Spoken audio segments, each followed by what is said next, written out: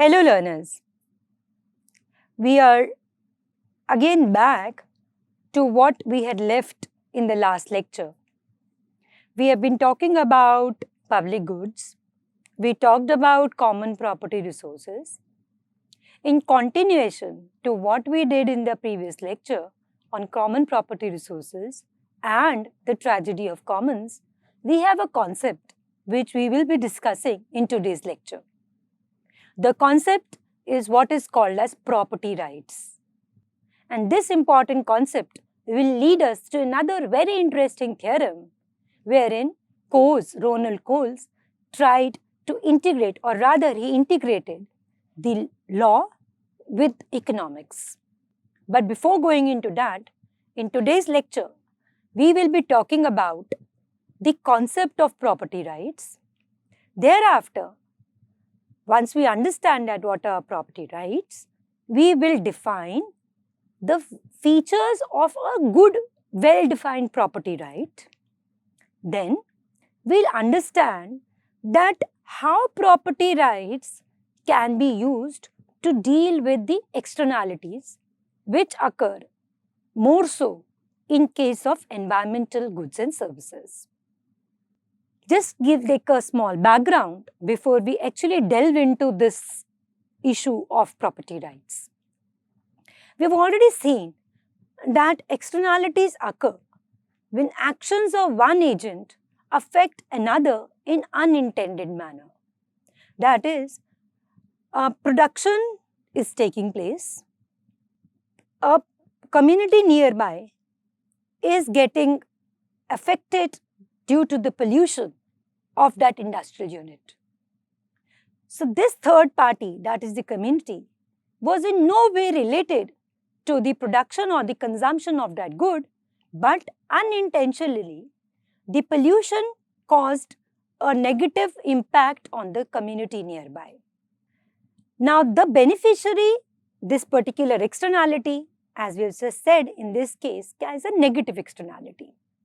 This externality can also be a positive externality, wherein somebody does a particular action and that action creates a positive impact on the third party. Let us say I have planted trees in my house, or we have a very green locality. So the ambience of that community or the clean air which we get because of that community not only gives satisfaction to the residents, but anybody who is coming in is a positive externality. So externality, as we have already seen, can be a negative or a positive externality. Now, what happens is that the person who's getting the benefit of the positive externality is not paying for that extra use that he has got. Similarly, the person who's creating that negative externality is not counting that negative externality in his cost of production. So neither the compensation is being paid by the industry which is creating pollution to the community nearby, neither, or on the other hand, the community which is getting benefited because of the green air or of the green surroundings is not paying for the use of that positive resource. So this happens, when this happens, it leads to a market failure. And when this happens, in environmental economics, property rights, that's what we are going to discuss today, are going to play a central role. They will determine that how natural resources are going to be managed, utilized, and conserved. Now, coming back to the concept of market failure and what is the role of property rights is what we will be discussing now. When the property rights are not present or when they are absent, it can contribute most to the market failure with environmental assets because it's nobody's property. It's a no man's land. And what happens because of that when there is no property rights? We have already seen the tragedy of commons. That is, when the resources are common to everybody and everyone thinks of his or her own well-being, it leads to the overexploitation of resources and eventually the society suffers. Second, it leads to what we call as a free riders problem. That is, we cannot exclude someone from using that resource. Hence, somebody who's not paying also is using that resource. When they are using that resource, because they are not paying, the private parties may not be interested in producing it, or they may produce less of it. Now, when this happens and there is no person or there is not a property right which is vested on someone, there is lack of investment in that case. The private parties particularly are not interested in making investment in these kind of resources or in these kinds of goods and services wherein this externality is happening. For example, rivers and air, they lack property rights. So there is no market for clean air or clean river exists until unless there is someone who's intervening in these markets. On their own, nobody would be interested to clean the air or clean the river. The concept of when we talk about property rights, when this concept comes in, it helps to internalize the externalities. Internalizing of externalities means that we would try to get the value of these externalities in the production aspect. So that is what we will be talking about in externality, property rights today. So coming to the concept of property rights, the potential for correcting externalities, particularly the negative ones, lies in the creation of well-defined property rights. We have already seen that how externalities happen, how market failure takes place, how less investment is taking place, how tragedy of commons happens. Now, how do we deal with these externalities? One way is that you assign the rights of that property or of that resource in a structured way. In economics, when we say property rights, it is defined as a bundle of entitlements defining the owner's rights, privileges, and limitations for the use of the resource. That is, when we are giving a person or a community an entitlement, we are telling that it is your right, it is your privilege, and limitations for the use of resource, we are identifying, pinpointing the responsibility on one person, one individual, one community, one organization to take care of that resource. So a well-defined property rights or a property property rights are defined as bundle of entitlements, that is, we are entitling, we are giving the ownership of these property by saying that the owners has the rights, he has the privilege, and also the limitations for the use of resource. So we are pinning the responsibility, the right or the ownership of on one person, on individual or a community. These property rights then define the legal ownership and control over the resources. That is the problem of the tragedy of commons. Why it happened was, or why the problem of common resources happens is that there is no one person who's owning it, but everybody wants to use. They are rival in consumption, but they are not excludable. Hence, once we give these legal ownership, then automatically we can control these resources from being overexploited. And these natural resources or the ownership or the property rights can be given for any type of resource, be it land, water, air, or wildlife. Now, what are the types of property rights? As we discussed the common resources, we had said there are types of common resources. The types of property rights are tied to the type of resource that it is in picture. The first is called as a private property rights, where individual or the organization have exclusive control over a resource. Very simple example, any private organization or, for example, your own private garden, your own private house. You have complete right on what you do in your garden, in your house, how you use it, how you not use it, do you want to dispose it of, it is entirely on you. So that's a private property right. Then we have as a common property right, where resources are collectively owned or managed by a group or community. For example, fishing. A pond under let us say a village panchayat can be a case of a common property right, where the panchayat has been given the right of use of that pond in that village. Then the third type of a property right will be related to open access, where the resources are available to all without any restriction. And as we have just seen, they lead to overexploitation and degradation. So we need to assign such rights to avoid the tragedy of commons. Once we have understood what are property rights, which we are saying is that we are assigning the right of use or the ownership for the common resources which are there or the private resources which are there, what would actually make a good property right? So there are certain features of these property rights. The first is what we call as exclusivity, then we call as transferability and enforceability. So these are the three pillars on which a well-defined property right rests. For example, I'm giving you a village panchayat a right to a pond in the village. But how do I make that right that it becomes a well-defined property right? To become a well-defined property right, it needs to have these three features. That is, it gives exclusivity of ownership, it gives them the transferability rights, and also it gives them the enforceability rights. So let us see these rights one by one in detail. Exclusivity of property rights, we'll start it. What do we mean by exclusivity of property rights? We say all benefits and cost from the use of resource should accrue to the owner and only to the owner, either directly or by sale to the others. Exclusive means that the ownership should rest only with the owner.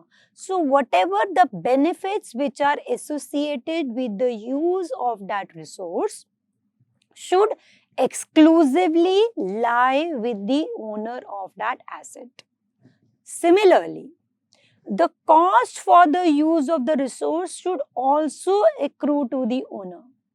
That is, the owner should not only be taking the benefits tied or associated with that property, but it should also take into consideration the costs which are there with that use of that resource. And these benefits or costs can be direct or they can be by sale to the others. That is, directly I am taking the benefit and I am bearing the cost of that property, or maybe I am selling it to someone else. Also, when we talk about excludability, we are saying that it refers to the ability of an owner to exclude others from using or benefiting from a resource without permission. That is, if you have given me an ownership, it should not be that I have the right to use and I have to bear the cost of the use of resource. It is equally important that the owner also has the right vested in him to exclude anyone else from using this or getting benefited from this resource without his permission. Okay, otherwise what will happen is, if we are not giving the owner the right of use of that resource exclusively with him, it will lead to the problem of non-exclusion. So he has the complete right of saying that I will not let you use this resource without my permission. For example, private landowners have direct interest in preserving the quality of their land to maintain its value. That is, if I am giving, for example, if you have a private farm, if you have a private agricultural land, then you have a direct interest in preserving the quality of the land. Why? Because it is exclusively you. You know, if you degrade that land, if you do not use that agricultural land properly, if you do not take care of its fertility, if you do not talk about the soil quality, automatically the agricultural output which you are going to get from this land is going to reduce. So when exclusivity of the private property rights are given to someone, this private owner will take care that the value of this land is maintained. Right? So that is what we mean by exclusivity of property rights. The second feature of property rights is transferability. Transferability means that all property rights must be transferable from one owner to another in a voluntary exchange. If I want to pass on my property rights to another person voluntarily, maybe I am no longer interested in that particular agricultural land, and if I have a strong property right, the power or the authority rests with me to give this land to someone else. That is what you mean by transferability. When transferability happens, it allows individuals or entities to buy, sell, lease, or trade their rights to resources. Because that property is my property, the right to use that property lies with me. I have complete control to buy, sell, lease, or even trade their rights to use these resources. That is, I may allow someone else to use this resource in return for certain monetary compensation. So because that rights I am able to transfer. If I am unable to transfer that rights, your property rights are not well defined. Why transferability is important is because it can facilitate the efficient allocation of resources by allowing them to flow to those who value them most highly.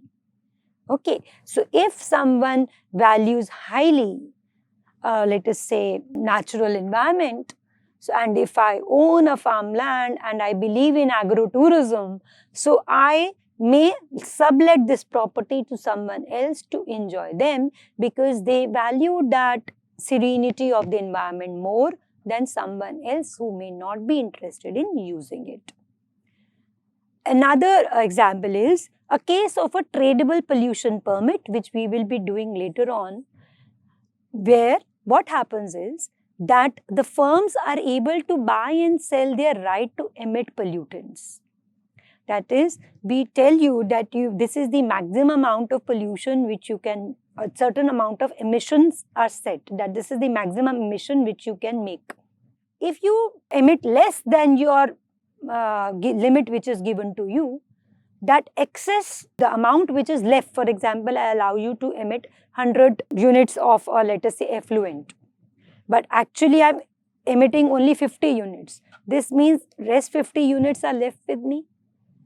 So what I can do in tradable pollution permits is I can sell this excess 50 units to someone who's polluting more, right? So he can offset his excess pollution by buying these 50 permit units from me. So what happens is that because of this, that it encourages people, because they know that if they pollute less, they will be able to make money by selling that excess that they have. So this will lead to reduction of pollution, and it is considered one of the most cost-effective way of reducing pollution. So transferability means that the owner of that property right not only has the exclusive ownership, but he also has the right to transfer his right to someone else who values that more than another person who does not value that much. The third feature of well-defined property rights is enforceability. What is enforceability? We say that the property rights should be secure from involuntary seizures or encroachment by others.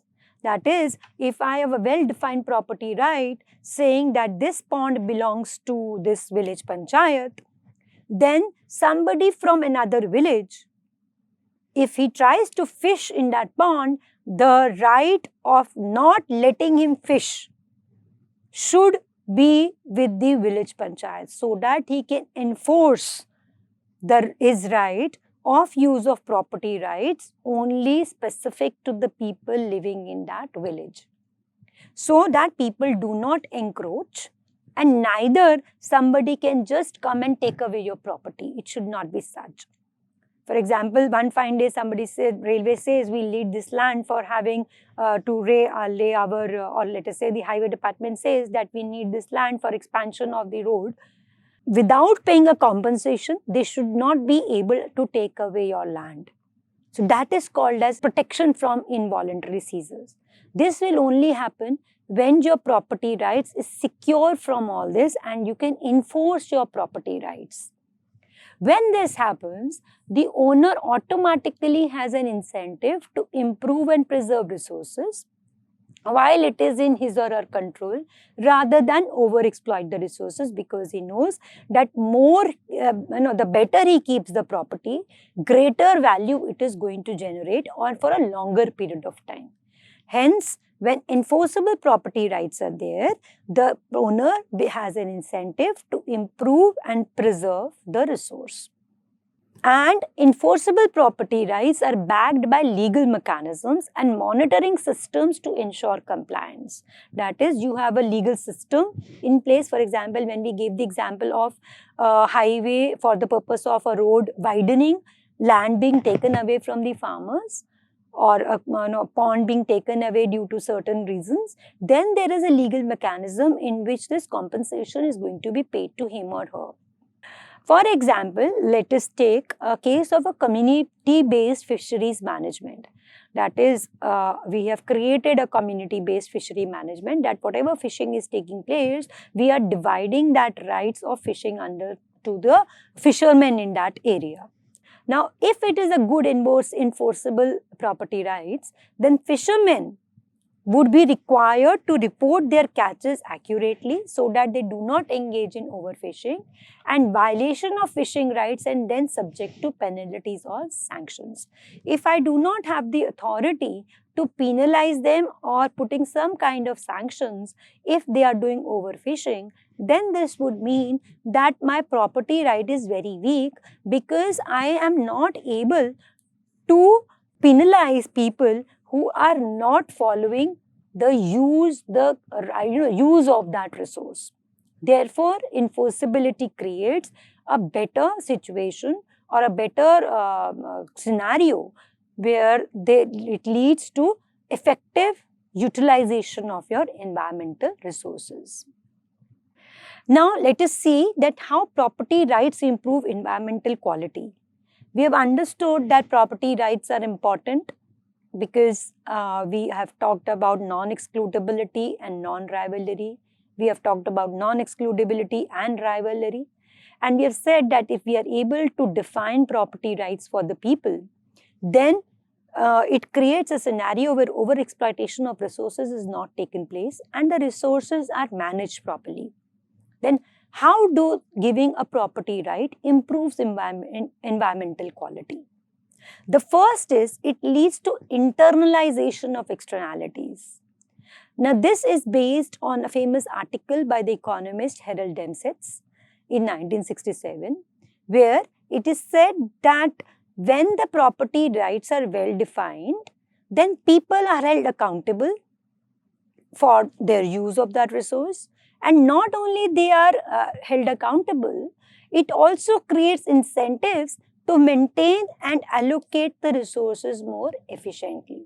Because you know that the resource, the right of that property or that resource lies with you. So if you do not maintain it properly, you are going to lose the long run benefits which you are going to get accrued.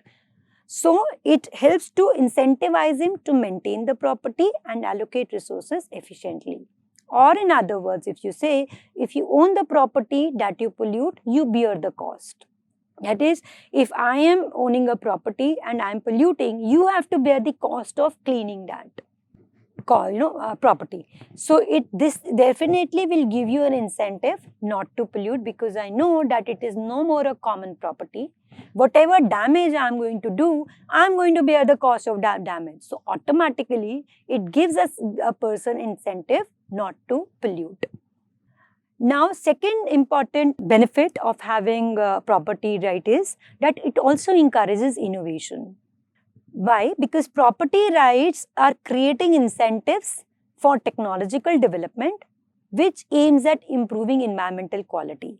For example, firms may invest in R&D to develop cleaner production methods. For example, we have said that tradable permits, what do they allow? They allow you, okay, we have given you 100 units maximum pollution emissions which you can make, but by using better and cleaner technology, you are only emitting, let us say, 50 units.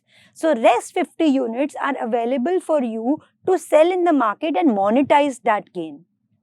So because of this, the companies try to get better energy efficient technologies and pollution control measures because they are eventually going to get benefited by these innovations. Then it also empowers communities.